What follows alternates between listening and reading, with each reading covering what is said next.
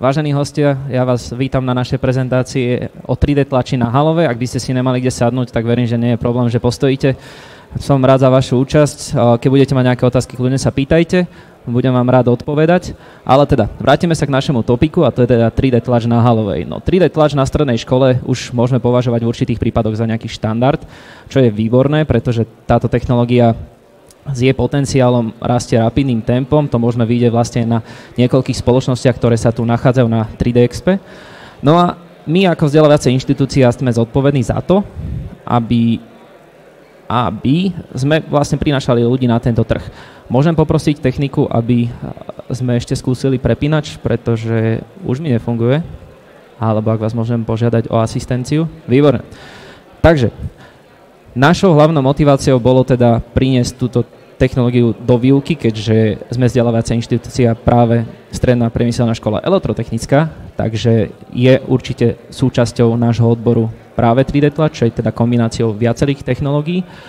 No a je potenciál, ktorý sa vyvíja, môžeme vnímať či už na nejakej osobnej sfére, alebo teda v nejakej osobnej sfére, takisto aj v rámci nejakého podnikania. No a naši žiaci, teda v budúcnosti, môže byť teda od nich očakávané, že túto technológiu by mali vedieť ovládať úplne štandardným spôsobom, ale teda už by bol určitý štandard, že žiak elektrotechnickej strednej školy bude túto technológiu ovládať nielen na nejakej základnej úrovni. Že keď sa ho niekto spýta, čo je 3D tlač, tak on bude vedieť povedať, že je to teda nejaký stroj, ktorý za nejakú dobu vie vytlačiť nejaký objekt. No a čo sa snažíme my teda robiť, je, že sa sústreďujeme na to, aby žiak mal u nás práve priestor skúšať a testovať svoje zručnosti s touto technológiou na škále, že sa vie zaorientovať na nastavenia tlače, nie len ako využite teda 3D tlače na nejakých ďalších predmetoch, či už elektronika, robotika a tak ďalej, ale nech sa vie teda ponoriť trošku viac tými vedomosťami alebo teda skúsenosťami práve vďaka zázemiu, ktoré u nás má. A to je teda to výnimočné, čo považujem práve u nás, že to, alebo teda ten spôsob, akým to teda robíme. No a keď sa vrátim teda k tomu, že čo bol našou prvotnou motiváciou, tak to bol práve ten trh, ktorý sme vnímali, že už žiada, aby ten človek po strednej škole mal zručnosť 3D tlačov, nie len absolvent vysokej školy, pretože človek po strednej škole môže sa vybrať buď smerom, že už ide do zamestnania, alebo sa ďalej vzdelávať na vysokú školu a teda posúvať samozrejme hranice vzdelania aj po 3D tlači na nejakej technickej univerzite ďalej, ale už pokiaľ vie ako absolvent strednej školy ovládať túto technológiu, tak je to pre neho dosť dobrá zručnosť práve, ktorú môže ponúknuť prípadnému zamestnávateľovi. No a z našej strany ako školy je to veľmi dôležité práve zostať v nejakom trende, ktoré určuje trh samozrejme, čo je teda aj pracovný trh a musíme vedieť ponúknuť túto technológiu. No a teda, ako som už spomínal, snažíme sa ju ponúkať trošku iným spôsobom, nielen ako pomocnú technológiu, s ktorou sa môže ten žiak stretnúť na nejakom inom predmete, teda na robotike, elektronike a tak ďalej, ale práve má uspôsobenú triedu, ku ktorej sa za chvíľku dostaneme na to, aby mohol svoje zručnosti a skúsenosti testovať aj na vlastných projektoch.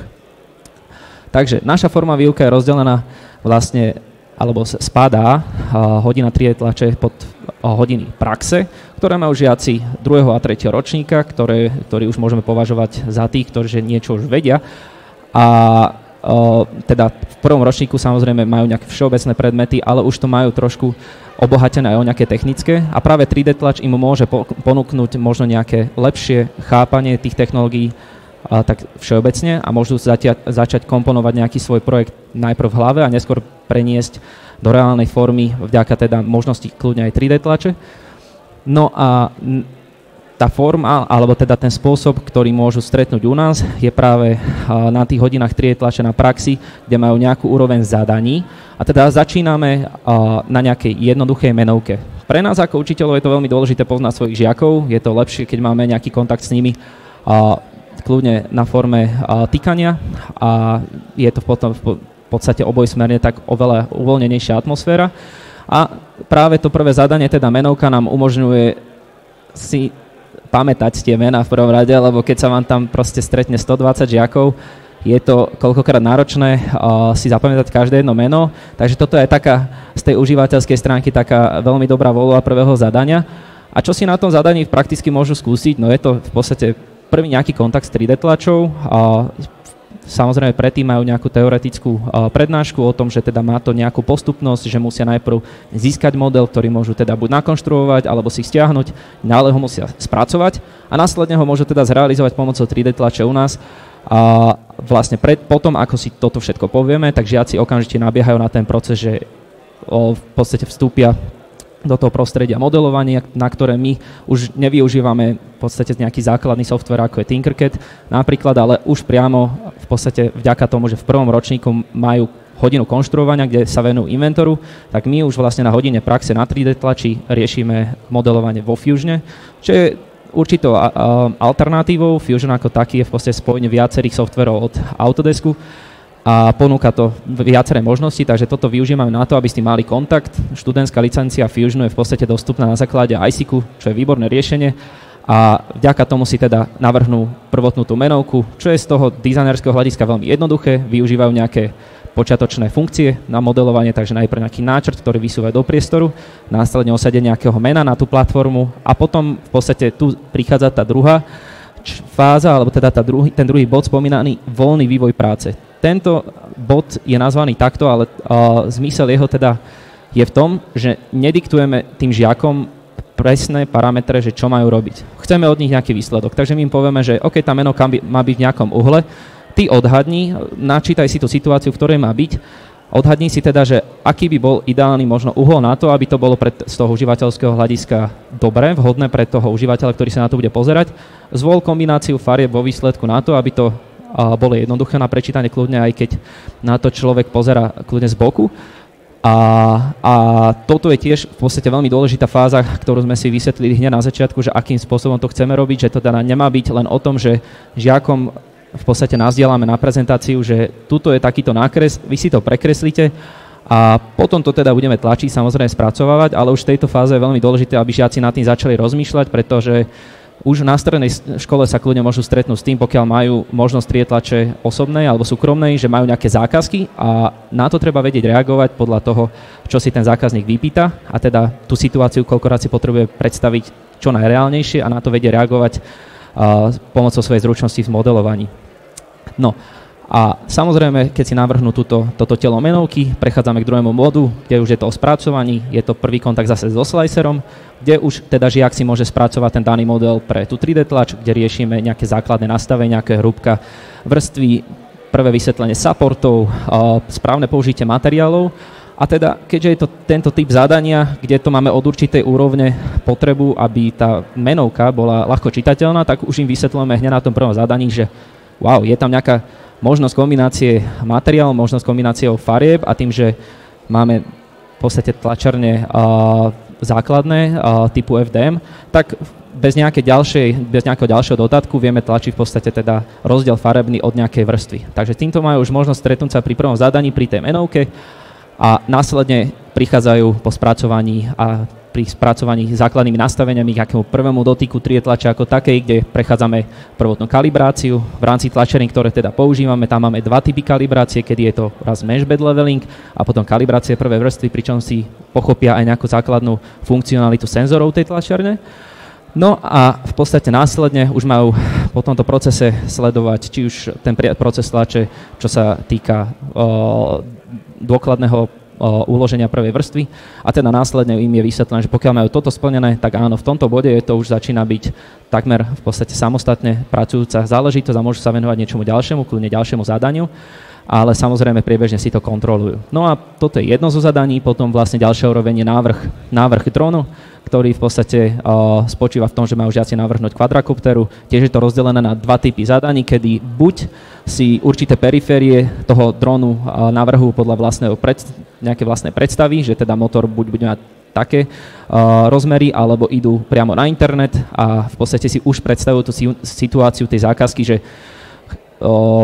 prišiel za mňou zákazník, chcel do mňa, aby som mu navrhol telo drónu, ale on už periférie má a povie mi, že mám taký typ motorov, takú elektroniku, ale nevie ti povedať k tomu rozmery, tak v podstate tvojou úlohou je ísť na internet a nájsť si tieto rozmery podľa typu toho zariadenia. Takže toto celé už vlastne absolvoval pri tom druhom zadaní toho drónu. A následne v podstate prepracovanie toho dronu, využitie vlastnej nejakej predstavivosti pri tom navrhovaní a využitie materiálov je následne hodnotené vo výslednom hodnotení. Pokiaľ je trieda schopná dosiahnuť tretie zadanie, no takéto tretie zadanie už je v podstate postavené čisto na tom, že už my lektori vymýšľame v tej triede, ku ktorej sa za chvíľku dostaneme, situácie, že je potrebné, aby vyriešili uchytenie povedzme nejakého náradia na našej technickej stene, alebo že tam má byť nejaký držiak, plánujeme osadiť rozšírenú realitu do triedy. Takže teraz v rámci jednej skupiny riešime práve osadenie potrebnej technológie do tej triedy, čo je vlastne len súčasťou zadania, ktoré majú neskôr hodnotené. Dobrý deň. Takže toto je naša forma výuky. Môžeme? Ešte? Tak. Dobre. Výborné. Takže technológia, ktorú používame, je práve typ FFF, alebo taktiež známy ako FDM. Na halovej vyučujeme 3D tlač už 6 rokov. Posledných 5 rokov to učím ja, alebo teda zastrešujem túto výuku ja a čo si pamätám, tak začali sme práve vo forme tej, že sme prišli so záujmom na vedenie, aby sme ako elektrotechnická škola vyučovali 3D tlač, takže proces bol asi taký, že to vedenie bolo treba presvedčiť. Takže môžeme byť samozrejme len radi, že vôbec vedenie na tým rozmýšľalo a má otvorenú myseľ v tomto, ale samozrejme ten chtíč investície bol najprv iný, než je napríklad teraz, keď už sa to preukázalo a mali sme napríklad lacnejšie tlačarne na začiatku od čínskeho výrobcu, kde jedna stála povedzme nejakých 120-150 eur. Kto sa vyzná aspoň trošku na trhu 3D tlače, čo znamená táto cenová línia, tak asi vie, že tie tlačarne nie sú úplne ešte od výrobcu vychytané a na toto sme narazili vlastne aj pri tej výuke, kedy sme nemohli dosahovať tú formu výuky, ktorú sme chceli už od začiatku, teda tie spomínané zadania. Ale riešili sme viac problematiku tých tlačarní ako takých, že vlastne sme so žiakmi opravovali stále nejaké uchytenie hitbedu alebo zasekajúci sa extruder a tak ďalej a veľmi nám stagnoval nejaký bod toho napredovania tej výuky. Takže takto toto štádium sme mali asi rok a pol a v podstate sme predstavili tento problém vedeniu, pochopili to a rozhodli sa investovať jak do nových tlačarní, tak neskôr aj vlastne do nových tried. Ale čo sa týka teda tých tlačarní ako takých, rozhodli sme sa ísť už do overenej kvality, čo je teda Prusa, česká spoločnosť, kedy už aj tie tlačarne majú tú inteligenciu niekde inde, môžeme sa spoľahnúť na nejakú samokalibráciu tých tlačiarní, využitie materiálov a tak ďalej.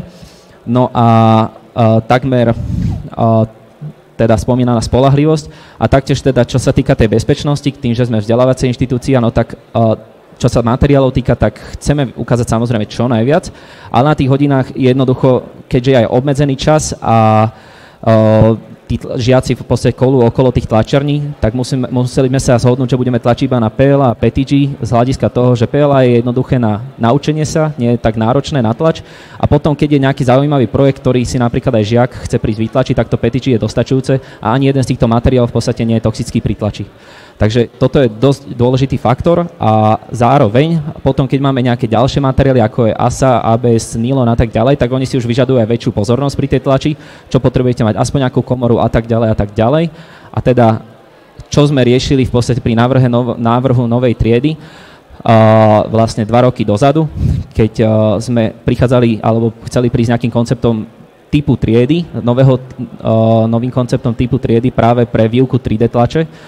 A hlavným dôvodom alebo hlavným zmyslom tejto triedy bolo, aby aby tí žiaci v tej triede nemali taký stabilný pocit, ako majú na iných hodinách, teda na slovenčine, kedy majú radové lavice a tak ďalej. My chceme od nich, aby boli tvoriví, aby trošku otvorili svoju hlavu pri tých zadaniach, ktoré im dávame nie úplne konkrétne dané, ale aby sa nad tým zamýšľali, takže aj chceme, aby aj ten pocit pri vstupe do tej miestnosti bol okamžite iný, než teda na iných hodinách. A teda, čo sa vybavenia týka, no tak myslím si, že ten štandard je nastavený dobre.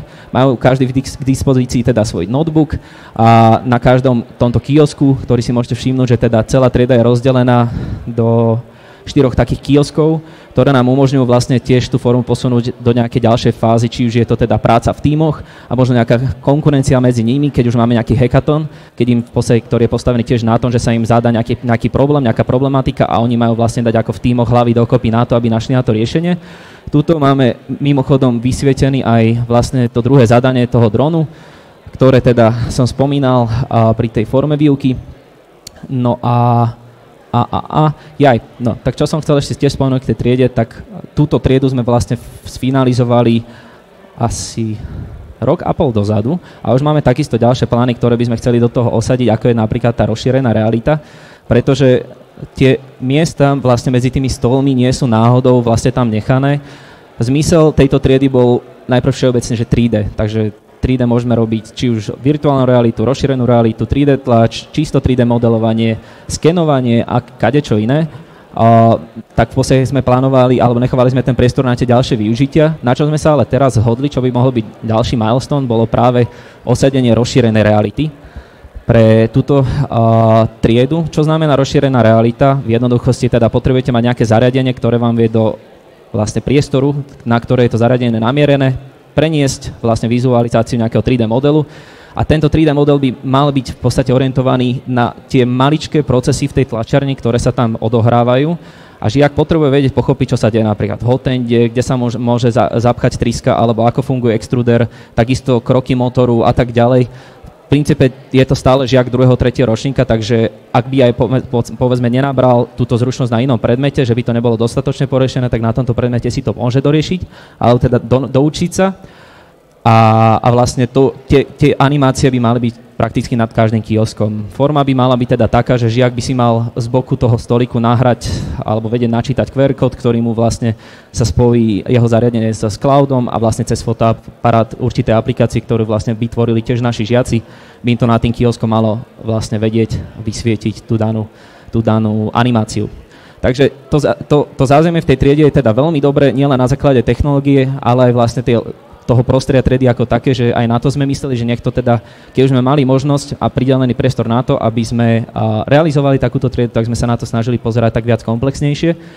A napríklad aj na to, aby ten priestor bol vlastne takým útočiskom práve pre tých makerov, ktorí v podstate na našej škole môžeme práve hľadať, tým, že je tam kombinácia viacerých odborov, elektrotechnika, informatika, alebo teda nejaké programovanie, až po aditívnu výrobu kľudne. Ešte tam chceme osadzať aj CNCčka, ale na to ešte tiež členíme priestory. No a vlastne tým som chcel prejsť vlastne k tomu, že je tu aj selektovaný priestor práve na nejaké opracovanie. Nechaj ten priestor udržíme v nejakej čistote, pretože pokiaľ by sme zabudali na to, že po tej triede tlači samozrejme môže zostať nejaký odpad okamžite, a to sú v podstate maličké čiastky, tak mohlo by sa stávať, že práve v tom okolí, čo sa ešte stále stáva, úprimne, pretože aj tým žiakom v podstate to potrebujeme pripomínať, aby neriešili napríklad to prvotné opracovanie priamo v okolí tej tlačiarne a nech tam jednoducho udržiavajú nejakú čistotu a riešia to práve pri tejto časti, kde majú na to teda určené všetko od náradia až vlastne ďalšie nejaké pomocky na opracovanie. Takže ak máte nejaké otázky, či už k forme výuky, triede alebo hoci čomu inému, ďakujem, že ste prišli aj ďalší sledovatelia. Dúfam, že to teda bolo pre vás zaujímavé. Ak by ste mali teda hociaké nejaké ďalšie otázky k forme výuky, tak sa nachádzame vlastne tam dole pri vchode v poriadku. A ešte by som rád spomenul, že vlastne naša škola od tohto roku sa stala účastníkom projektu CANSAT, čo je vlastne súčasťou Európskej vesmírnej organizácie ESA. A teda je to projekt, na ktorom žiaci môžu práve v tejto triede spolupracovať na vytváraní vlastne vesmírnej družice, ktorá vlastne tento proces prebieha od októbra až po marec, kedy budú zhotovať, budú mať nejaké školenia v rámci tejto oblasti a následne budú teda výrobok z ich strany by mal byť modulárna družica, ktorú potom pomocou Sária vlastne nám pomôžu vyniesť do nejakých 2 kilometrov, čo to bude vlastne zhodené a budú musieť vedieť merať presnosť nejakých parametrov a toto bude vlastne následne vyhodnocované a môžu mať za to docela hodnotný certifikát. Takže nie len, že sa snažíme ponúkať tú technológiu aj v nejakej forme zaujímavej, ale snažíme sa tomu využívať alebo teda hľadať možnosti práve na týchto projektoch, ktoré tým žiakom vo výsledku môžu priniesť nejaký ten hodnotný certifikát, na ktorý sa môžu spoľahnúť neskôr. Takže toľko to za mňa. Ďakujem teda pekne za pozornosť. Moje meno je Matúš Kovár a teda rád vás uvidím pri našom stánku. Ďakujem pekne. Jak môžem? Áno. Ja mám jednu otázku, že aký je ten záujem tých žiakov o tú samotnú 3D tlač? Že ich baví viac ako keby modelovať a potom tlačiť? alebo aj oni nejak sa vrtajú v tých tlačiarniach, alebo sa učia, že ako to vlastne funguje. Či tam riešia nejaký firmware, alebo také niečo, tú konštrukciu a tak ďalej. Tak tých žiakov môžeme rozdeliť do viacerých skupín, keďže je to nejaký objem žiakov. Väčšinou v tej triede to býva okolo tých 16 v jednej skupine. A medzi nimi môžeme nájsť častokrát už žiakov, ktorí majú skúsenosť to tlačov, že majú doma 3D tlačeň, že povedzme s tatinom si riešia doma nejaké vlastné projekty, čo je super. A potom v podstate prechádzajú samozrejme tými istými zadaniami, ako aj ostatní, ale už im to povedzme jednoduchšie. A potom sú tam zase aj takí, ktorí s tým nikdy nemali skúsenosť, ale majú už napríklad nejakú myšlienku svojho projektu a prichádzajú k tomu ako zaujímavé hodnote ponúknuté, ktorú môžu využiť práve na nejakú realizáciu svojho projektu. A teraz tej otázke je, že do akej konštrukčnej teda znalosti môžu prísť na tých hodinách, pokiaľ správne chápem vašu otázku, tak súčasťou toho je napríklad, že tá problematika pri tej tlači aj cez to, že je to prúša, bežná je. No a teda je možné, že sa tam upchá tríska, alebo že začne extruder preskakovať, alebo že je potrebné niečo jednoducho vymeniť. A toto je súčasťou v podstate toho celkového procesu. Takže žiaci za tú výuku, to môžem povedať, že 80% žiakov sa určite stretne s tým, že čistia extruder, pretože problematika práve miničky je preskakovanie a my sme to nemenili v tom zmysle, že je Bondtech na trhu, tak ideme teraz vytoniť tú tlačareň na ten najlepší stav. Tá tlačareň sama o sebe je dobrá, ale my potrebujeme práve vystavovať žiakov tej situácii, že musia to vedieť opravovať. Takže toto sme sa tiež rozhodli, že do tohto bodu nejdeme a nechali sme to v tej tovarenskej forme aj s tou problematikou a aspoň to žiaci môžu mať v podstate v tej forme, že sa tomu môžu venovať, že to nie je niečo len nedotknuteľné, čomu by mali mať prístup len na základe nejakého dovolenia a pod dohľadom učiteľa. Nie, chceli sme to práve že priniesť do toho stavu, že sa pri tom môžu cítiť voľne, ale mať aj to sebavedomie, že keď sa tam niečo pokazí, tak to vedia opraviť. A toto je vlastne hlavný princíp tej výuky. A ešte jedna vec, že či ste nechceli s cestou, že ideme si zložiť tlačiareň, ale so všetkým, s konštrukciou, s firmware, aby chápali, že ano. Čo je ten Merlin a tak ďalej. Tak toto by bol určite, akože potenciál na to v škole je. Len objem tej výuky, alebo teda objem tých hodín v rámci tej výuky na toto nie je dostatočný. Tam máme v podstate obmedzený nejaký čas, majú na to 3 hodiny týždenne a buď 3 alebo 4 mesiace alebo pol roka, podľa toho, ako je nastavený ten výukový proces v rámci učebnej skupiny. Takže áno, toto by bolo určite možné, tí žiaci sú bez váhania, môžem povedať, že našli by sme taký tým žiakov, čo by toho boli schopní, určite, ale povedzme možno nejakého krúžku po škole, alebo teda nejakého špecifikovaného času mimo školskej hodín, teda výuky mimo školskej. OK, ďakujem. A ja ďakujem teda. Ak sú ešte nejaké otázky? Dobre, ďakujem za pozornosť teda a môžete nás teda nájsť dole pri východe vedľa strojníckej fakulty. Ďakujem pekne.